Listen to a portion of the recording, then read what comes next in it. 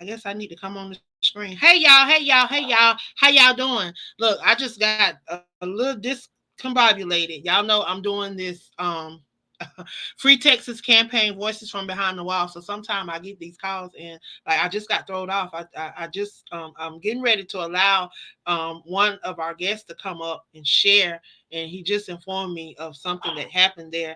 And y'all know me, y'all know my story, so that can discombobulate me. So I was over here, y'all, talking. I was actually over here talking behind the scene. I was behind the scene talking. So y'all ain't heard nothing that I just said. So welcome, welcome, welcome. I want to welcome you guys to another episode of the Free Texas campaign, Voices from Behind the Walls. Of course, I am Angela Thomas Smith, the queen of collaborations across these social media sites. If y'all would please share this in your circle of influence, because you never know what the next person may need or may be in need of, or who this may be of service to, because you never know when you may find yourself in a particular position. So please share this in your circle. If you are tuned in, if you have questions, if you have comments, please post them in the comment section so that I can ask my guests.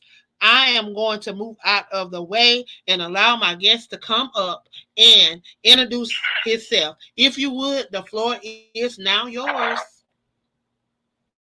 How y'all doing, everybody? Good morning. My name is Mike Herrera. I am currently serving capital life sentence at the McConnell unit in Beeville, Texas. My case stems from 1994.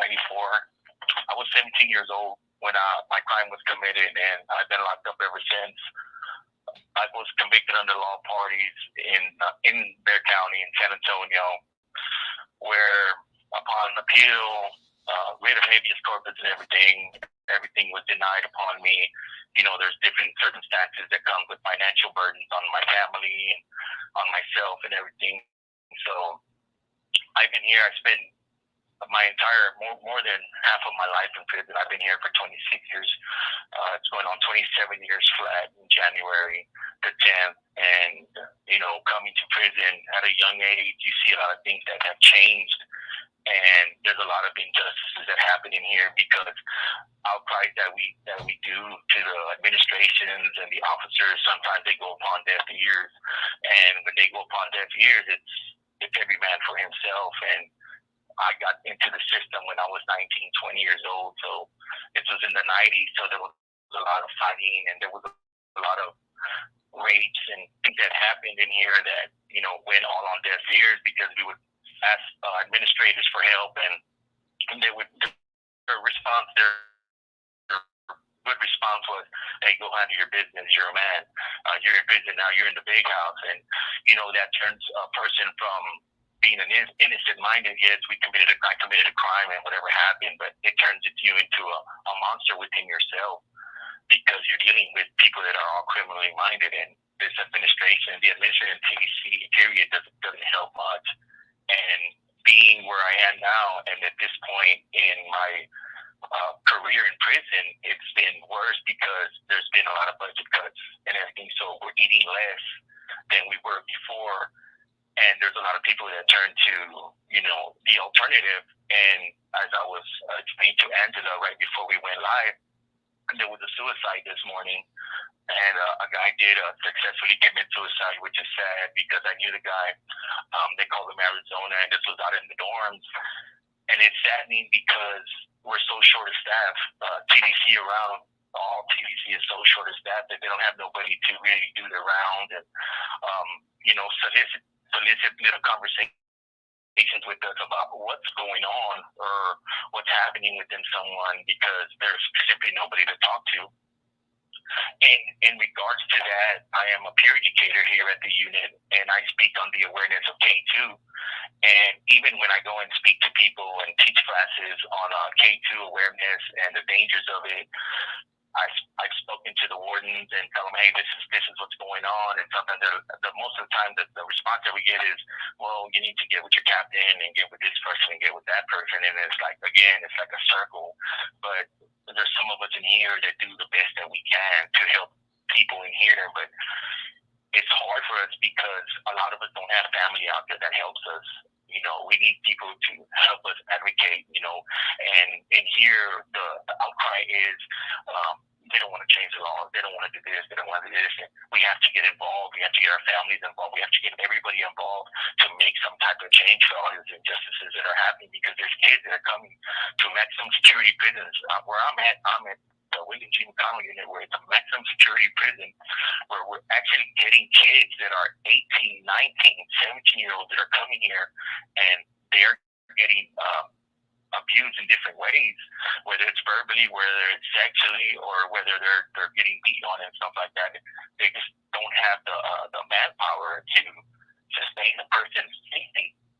So again, we become a society where every man for himself, and it's like we're living in a third world country, because there's times where our power goes out for a couple of days, or we don't have any water for a couple of days, and it's sad because there's some of us that, we have families that are stable, and we're fortunate enough that they send us a little bit of funds, and we share with whoever we can.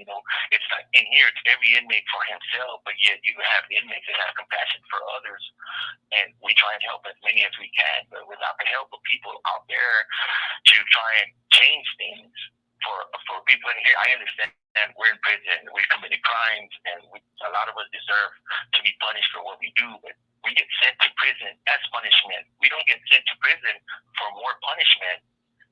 And that saddens everybody in here and people out there, because there's simply families that can't help, and they don't have an outcry out there to help anybody, because they're either, a lot of people can speak both languages, English and Spanish. I'm fluent in both.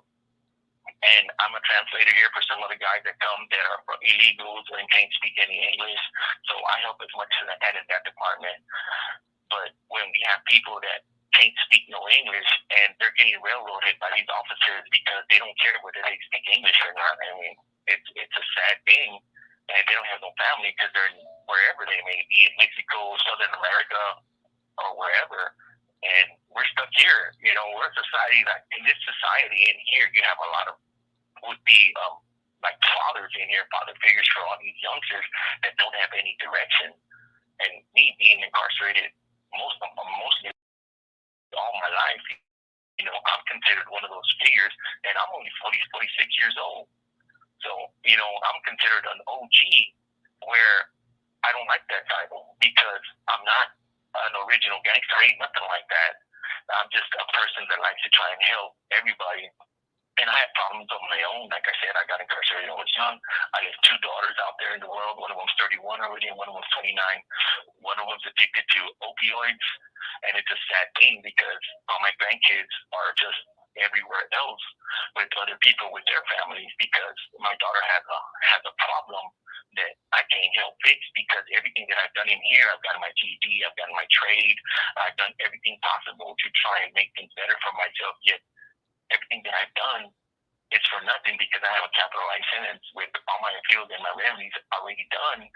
And all I can hope for is that our representatives and our senators in Congress make some type of change to where they recognize 17-year-olds as juveniles as they have in other states in America. So, it's hard being stuck at a dead end.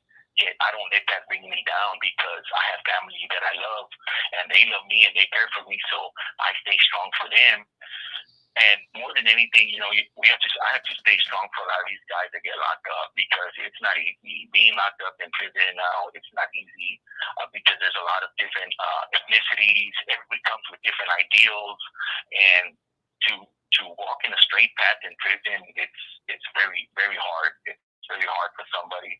A lot of people like to turn to religion and stuff like that, but it's simply much more than that, because again, the short staff, everything that we try and do, it just gets shut down. We get stonewalled every time. We want to go to church, we get stonewalled. This morning, there was people to go to church and do other these functions. We couldn't go because of this unfortunate suicide and stuff like that, but yet they canceled everything. So, we get stonewalled every step of the way. So it's kind of hard. So to draw back a little bit on me and my case, my cases are carjacking.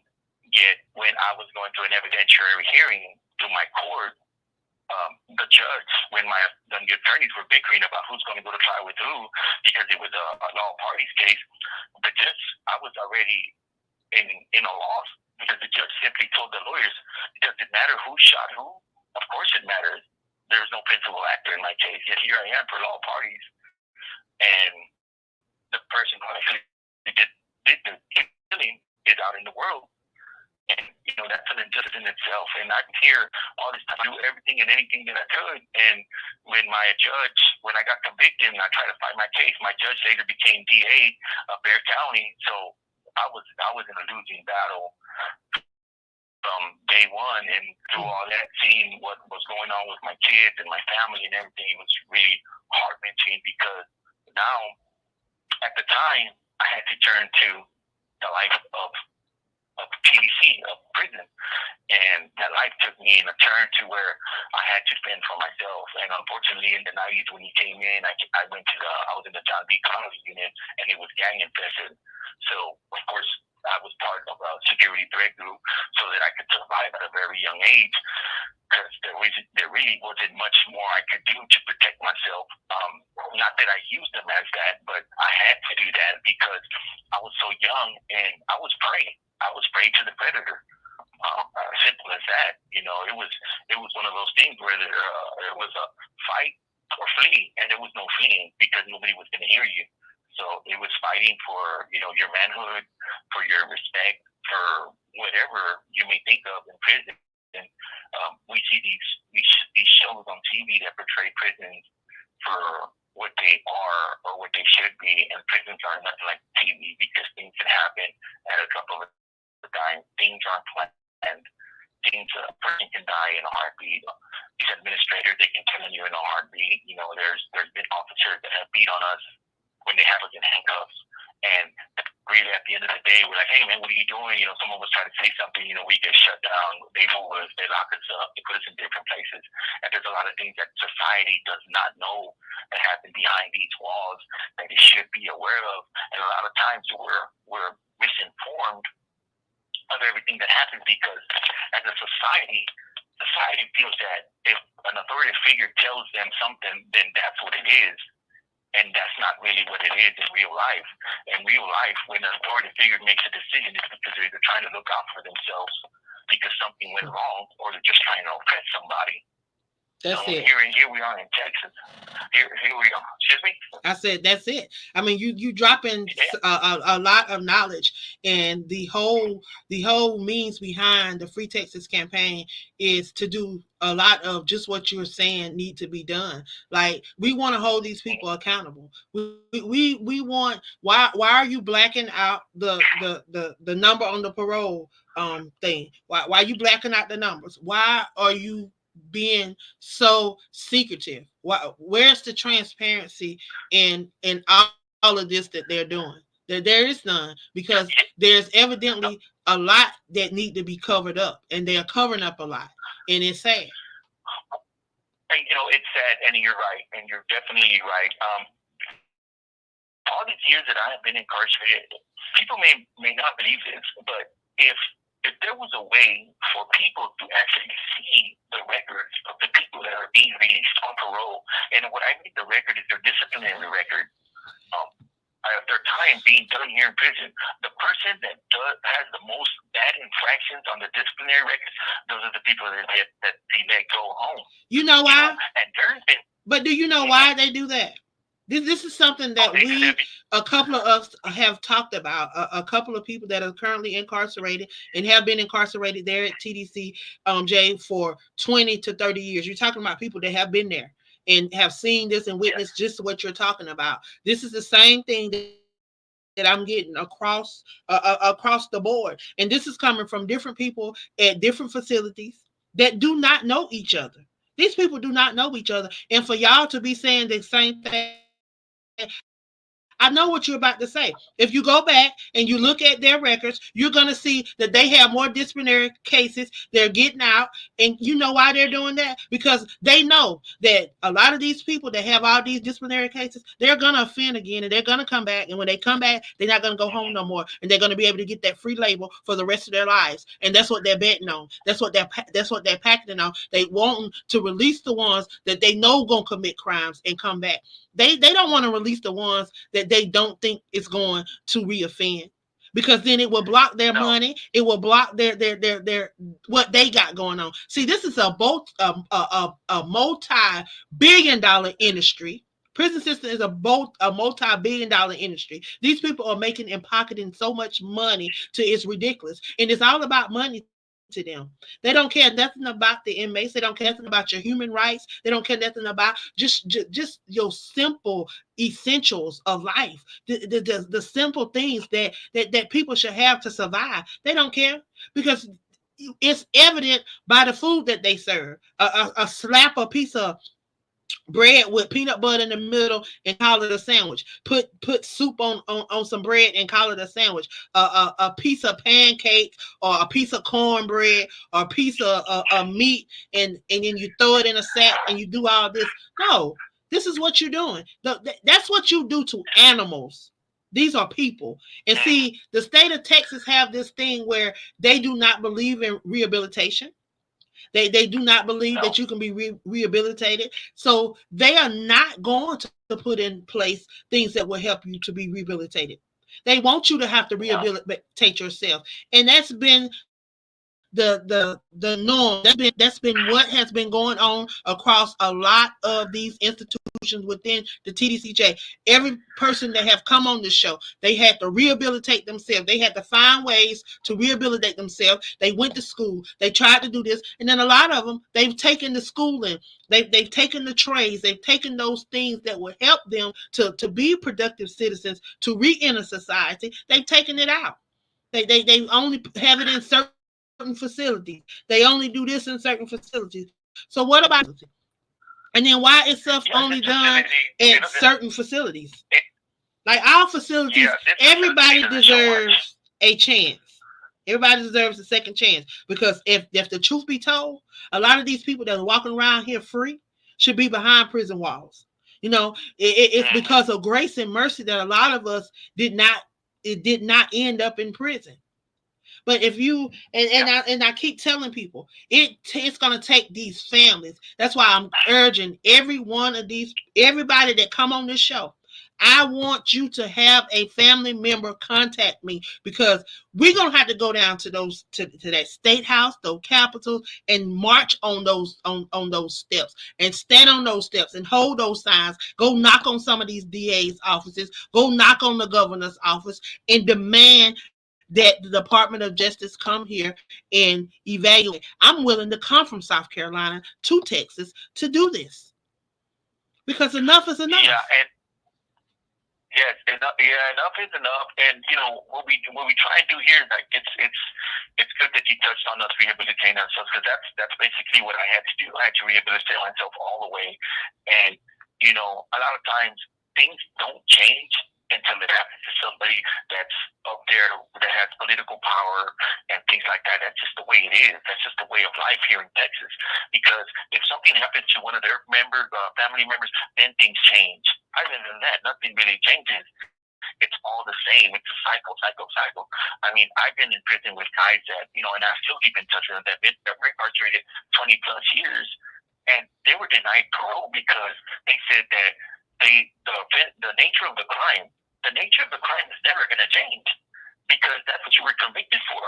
But yet, for parole to use that excuse of the nature of the crime, you're getting a set off a year or 2 year set off. Come on, there's But you supposed to look be at the people that are people, there. look at the people that head the parole board. What are they? They're former TDCJ Judicial officers. officers. They're former police officers. They're Yeah. former DAs, former prosecutors, former judges. That who Yep. holds up the parole board. What about the psychologists?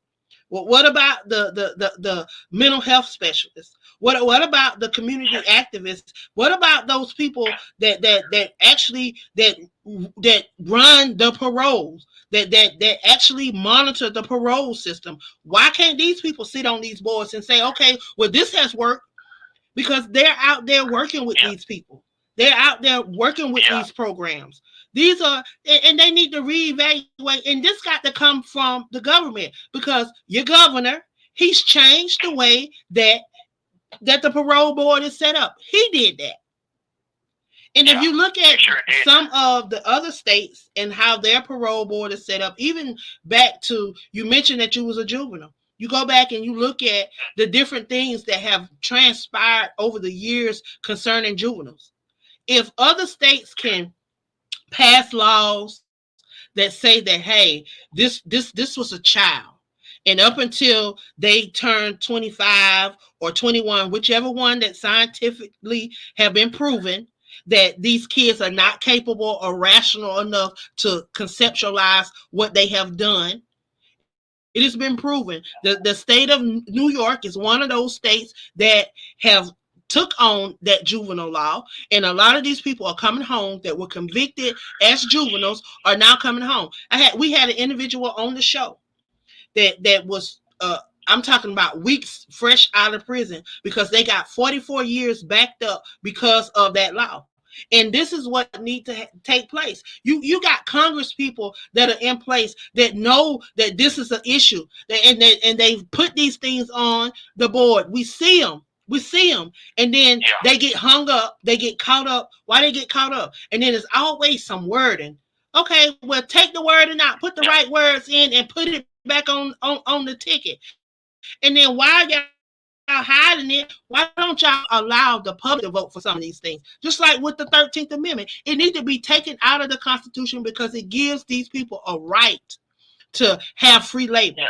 They should be paying these people to Yep. work. Because think about it, they got family on the outside. Y'all always talking about it, the tax money, this tax money, that. Okay, well, you're getting double money because the taxpayers are supposedly paying for y'all to run y'all operations, and then y'all making money off of these operations that the tax money paying for y'all to run. How is y'all benefiting? Then y'all getting, yeah, man, it's so much. And then you look at the people that's in Yeah. charge of it, and Yeah. you can It's so guarantee much. a lot of these political people have a lot of ties to what going on behind this prison system, and they are benefiting monetarily. They getting some kind of kickbacks because if these people wouldn't, they would be standing up. Because what if this was your family member?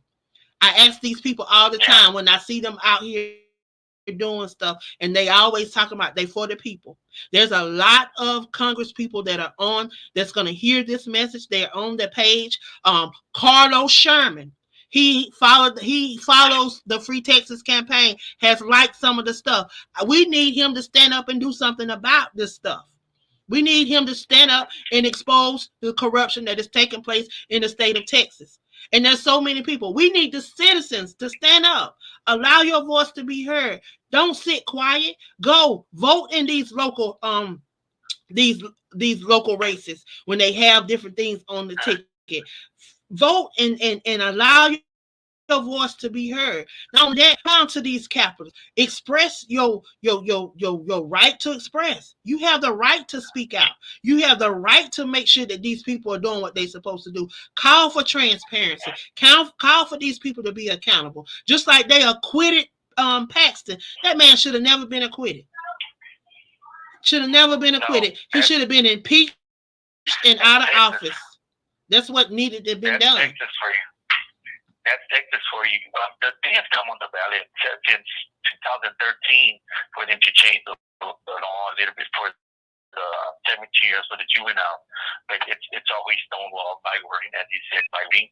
And here's the thing: is that their lawmakers, they're put in place to change laws as the law should be fit to be changed, not to use their emotions to change the law or to sway votes from other congressmen or congresswomen that are up there. And what's happening nowadays is that our representatives are using their personal emotions to dictate how another senator or Republican or representative makes their vote.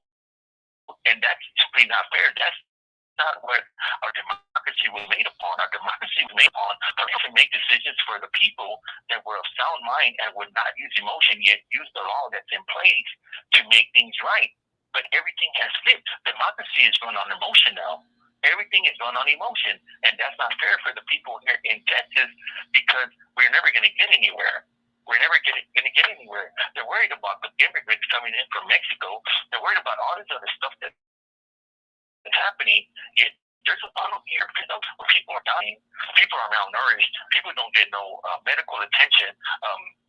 People commit suicide, people steal from other people. There's a lot of stuff that's happening that they're just turning the blind eye. Yet they can make that change, but because of their emotions, their emotional ties to whatever the situation is, gets in the way and sways other people to do their bidding. And that's what happened this last time when Congress went into session, where the juvenile law almost passed, yet Thomas, I think her name was, she came in and she was saying, "Oh no, I'm for the people. I'm doing this," and she put her heart out into it and emotion, not by what the law states, but by how she felt, and it swayed everybody in the other direction. And as you said earlier, it was stonewalled. It didn't go anywhere. They said because of the wording. And here it is.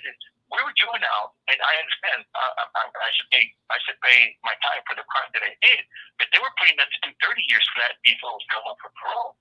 Or a combination, it's been 20 years flat. So it's one of those things too, where it's like you fought it with all your emotion, and you got all these people behind you because of emotion, and not because of the law. And what the Supreme Court has already ruled, that a 17-year-old is a juvenile. Yet, because every state is sovereign, it's holding on to that sovereignty and not changing the law because it doesn't benefit them in any way. Because if they do change the law, there's going to be a lot of people that are up for parole and they get to go home. And as you said, it's a money issue. The money issue, and it wants to run to every money that they can hold on to.